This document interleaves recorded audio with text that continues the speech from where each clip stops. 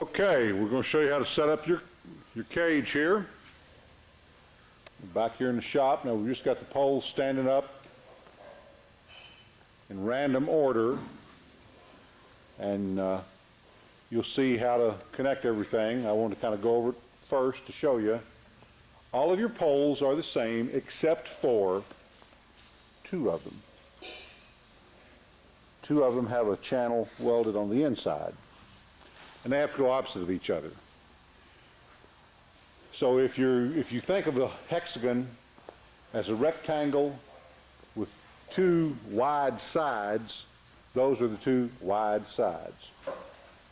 Now since yours is multi-level, two levels, you have the same channel set up at the bottom as you do at the top. Your floor is 36 inches, and then it'll also be, actually I think with your padding and boards, about 14 inches. You have 6 poles, and you have a center pole.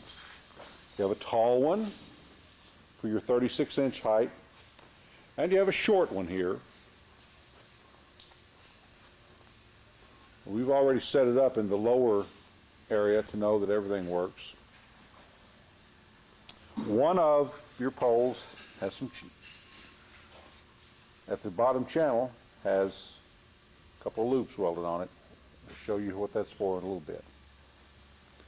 But your next step is to start putting it together, and the way to start is with the side rails. Now you obviously have 6 side rails, and at the end of the side rails you have legs welded on them, and they'll drop right down into the channel. Now what I always like to start with is what I refer to as the flat side. And it's really easy to figure out which is which because you have channel welded straight, and they have those little short legs welded under them.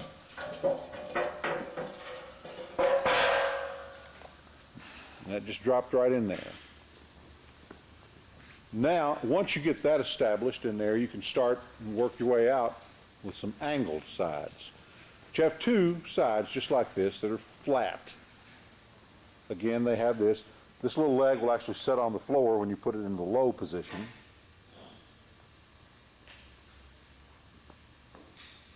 They have channel, and you'll see all of your cross members hook in just like these do with a leg. So start here and then work your way out.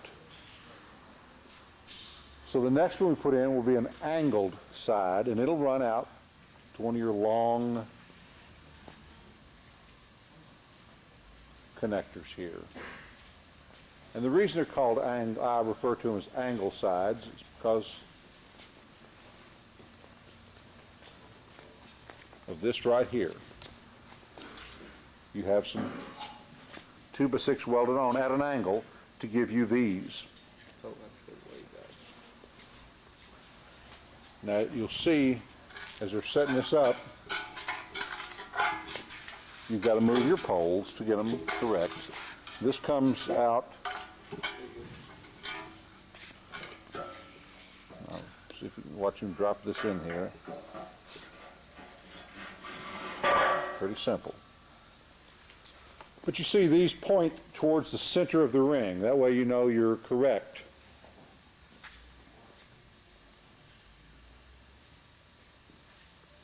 And there's one that's almost at the end, and it goes up next to the corner pole. There's 3 on each one of these. So now you can either go the next one, you can come to this side, or you can come to this side. It'll be one just like that. But you work your way around. If you were setting this up on the lower position, it's the very same thing. Just drop it right in the channel. No bolts or pins. All right, they're going to put this one in. And again, it's identical, but you notice the channel here is pointing towards the center. They actually will be pointing towards each other is what they're really doing. And that just drops right in. So we have half of your hexagon up. There's 3 more sides to go. But if I can get back here, you will see that these three angled sides, or the pieces of angled side, points towards each other in the middle of the ring.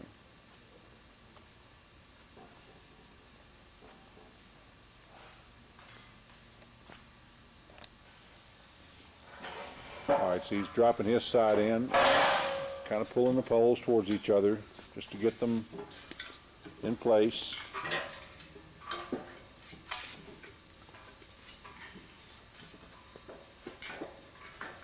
And then that drops right in it.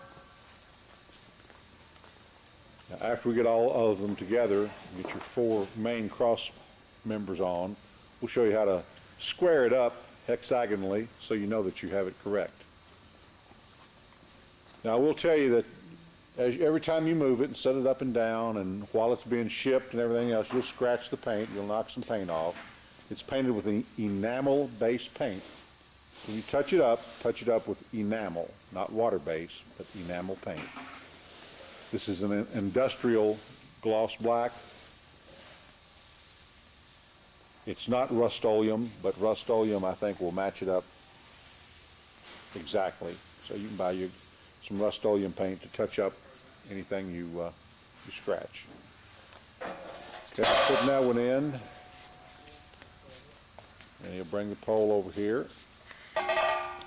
Like I say, if you're putting this down on the lower level, like you're going to use in your gym, it's the very same thing, except you're down lower.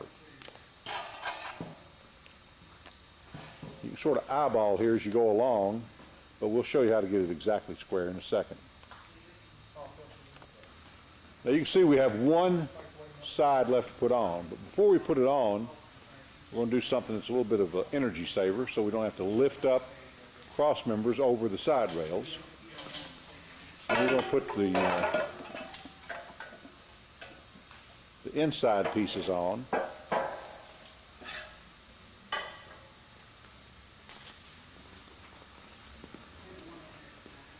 And there's four main cross members. Two of them don't have any channel welded on them, and they go here, connecting to the flat side and out to the center. And again, this is the center pole you use when you're using the 36-inch floor. You would be using the small one over there if you were doing the low side. Now there's two longer cross members.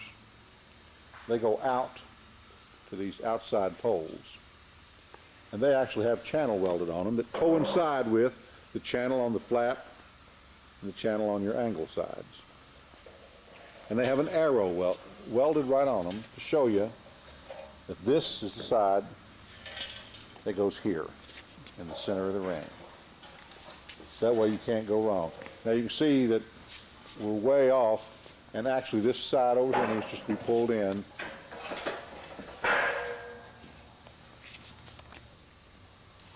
See, these have channel welded on both sides, and they coincide with the channel welded here, channel welded there, channel that's here, and the channel that's on your flat sides. Your cross members will pin into that in a little bit. So they'll bring the other one in, and that way these three are out of the way, and then we can go ahead and put the last side rail on and the last middle cross member. That just makes it a little easier as far as having to lift these up over inside the ring. You can do it any way you want to.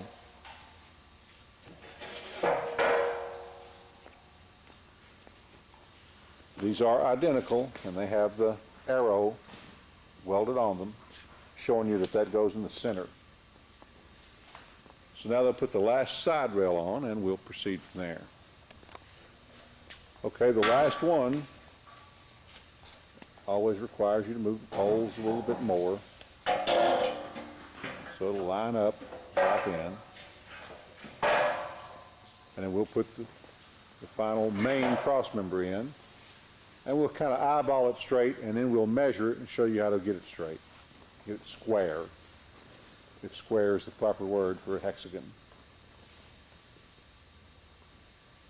You see, it's not truly setting square at the moment. But it goes together very quickly. Okay, so there's all 4 of your main load-bearing cross members and all 6 of your sides and all 6 of your poles. Now you can look here and see that that's not actually straight. So they'll push a little bit around. That's pretty straight there. Might be too much. There you go. And he'll look from the other side.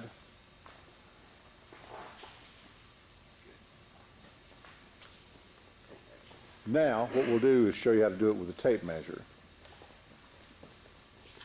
You could go ahead and start attaching your cross members, but if you did and then had to push this around, it's a lot heavier then. Try and just get it to look straight, and then we'll square it up. And the way you square it up is measure diagonally from pole to pole. If you consider these 4 as a rectangle, measure across diagonally, just like you're doing. And all the poles are the same. It's the same distance there as it is between these 2 poles, these 2 poles. If you measure across from this pole to that pole,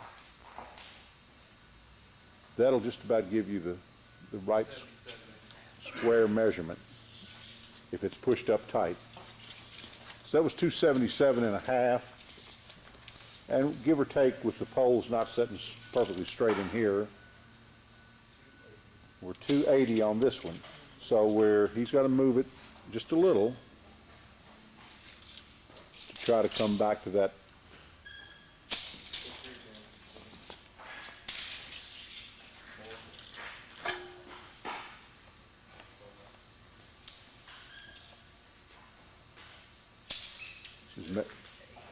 Measuring diagonally, and they're pushing it in, and when you push one end in, you get the other ones out.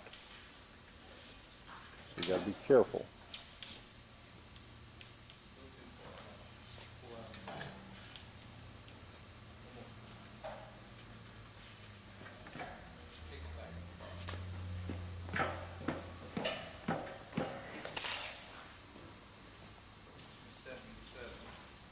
At 277, so we're very close at the moment.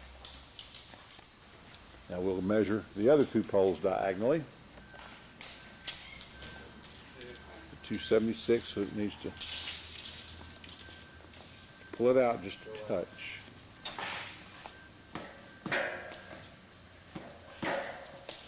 If your floor is not level, which you're going to protect your floor anyway, probably put a pad under it. If the floor is not level, your poles don't set straight up and down either. So you got to take that into consideration when you're measuring.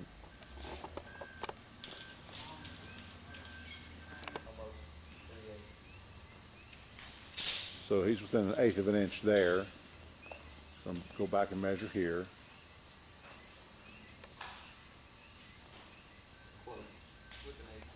Okay, he's got it within 1/8 of an inch all the way around. So that's good. Once the cross members start going in, it'll hold it up straight. So the next thing to do, now that you have it square, is to start adding cross members. Now you have 4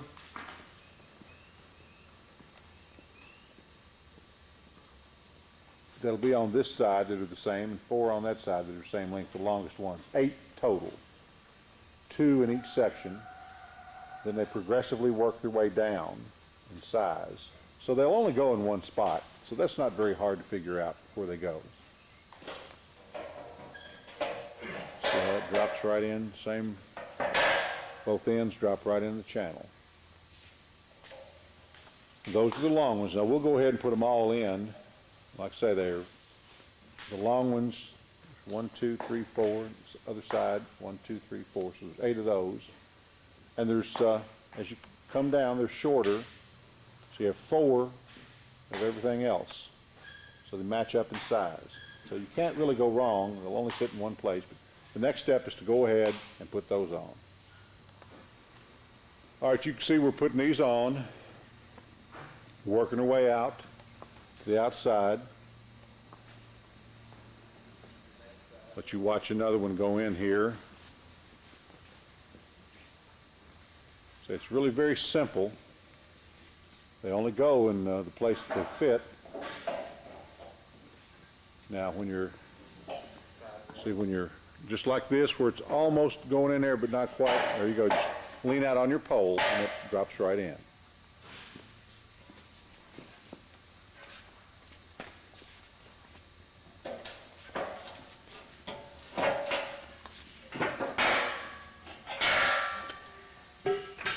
So we're almost done with side rails, cross members, and then all your steel will be done. And you can see here that the short ones will only go here, so it's not like you can get them in the wrong spot. They are generic. They'll go in any side. They're not numbered or anything. They don't have to be numbered. Putting those in, so that leaves 4 small ones, 2 on this side and 2 on that side. They're coming in now.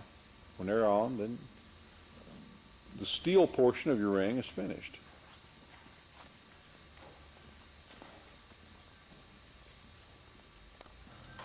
Okay, so there's the last one in. All these are in now. So the next thing you do is put on your wood. I'll show that to you. Okay, now before I go any further, we're building this. You're going to use long planks. In the middle here on this beam, we're going to extend it out. There's going to be some flat steel welded on either side of it so your planks won't slide off.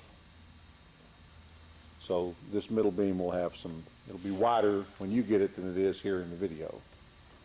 And then your planks will run across your cross members out to the edge. So just run them out and cut them off.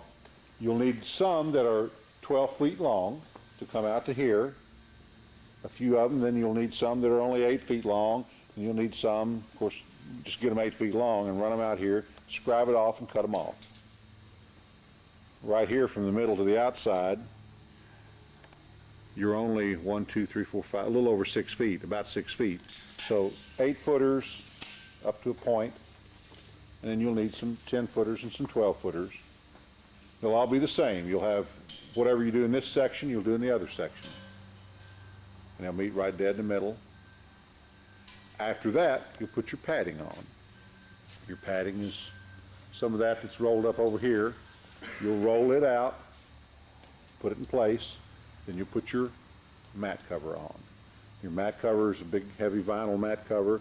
Put it on, don't do anything to it yet, just put it out there.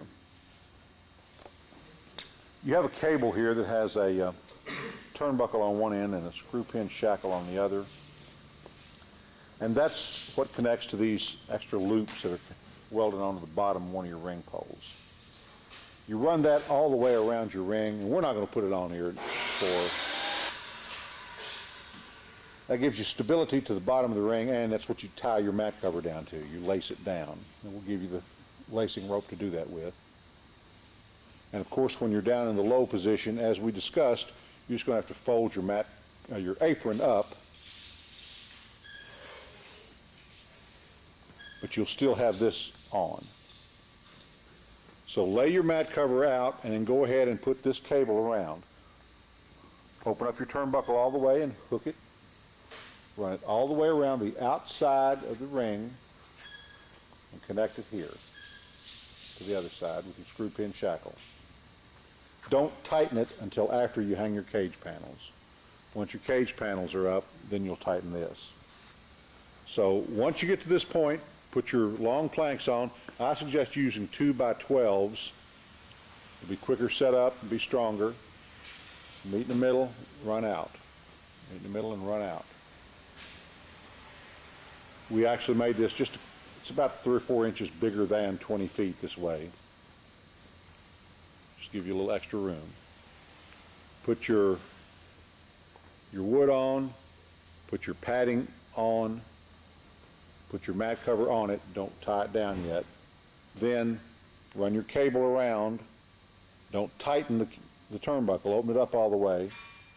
Once you have that, then it's time to hang your fence panel. Now your fence goes on just like your side rail. Very top, when you're setting it up high, and to this one when you're setting it down low. But the fence has legs welded on it, and you'll see how it all goes together.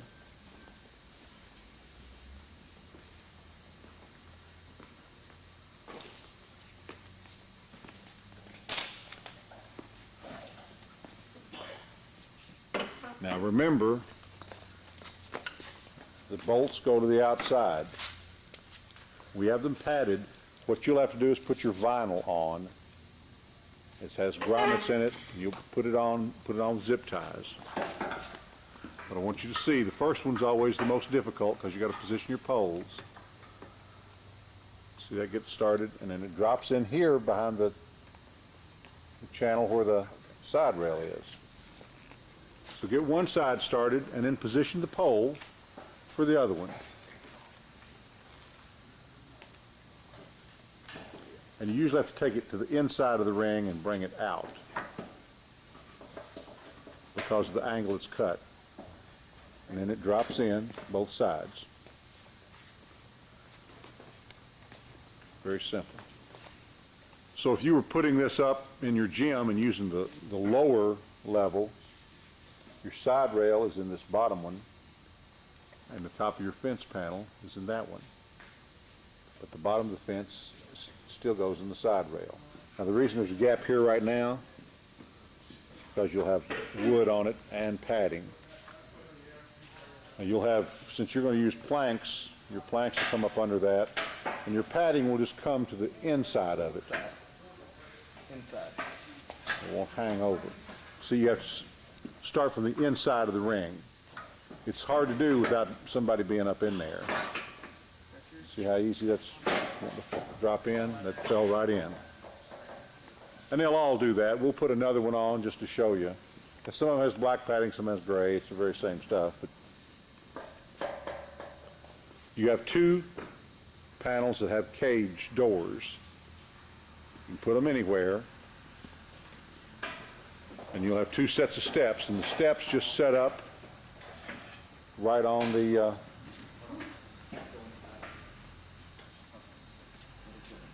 side of your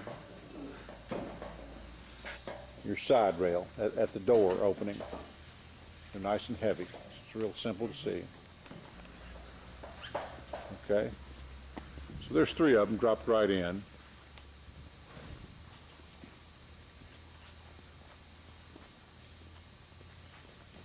And you can see how that fits up. And they all go in the very same way. Now once they're on, like I say, and you put your doors wherever you want to, but opposite of each other, I'm sure. And your steps will set right on the floor and set right on the floor of your ring. And nice and heavy so they're not going anywhere.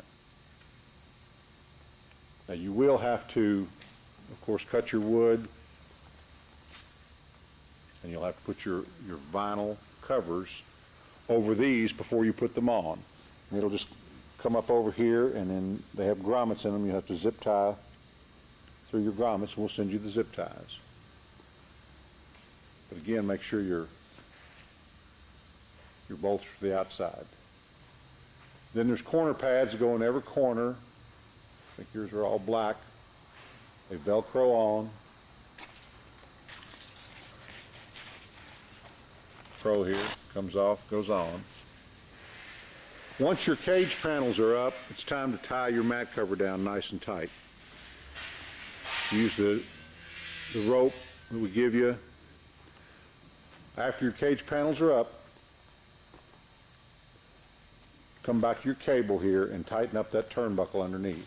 When you tighten it, it'll actually kind of pull the poles a little bit. That's why you have to wait until all your cage panels are in. Tighten up this turnbuckle really tight. Then stretch your mat cover out with no lumps or wrinkles, nice and tight, and lace it down with the rope. Once you get that laced down, you're just about done. Then you'll set your stairs up each doorway and get your corner pads on. You'll be ready to go. It's not very hard. Take your time the first time or two and you won't have any problems.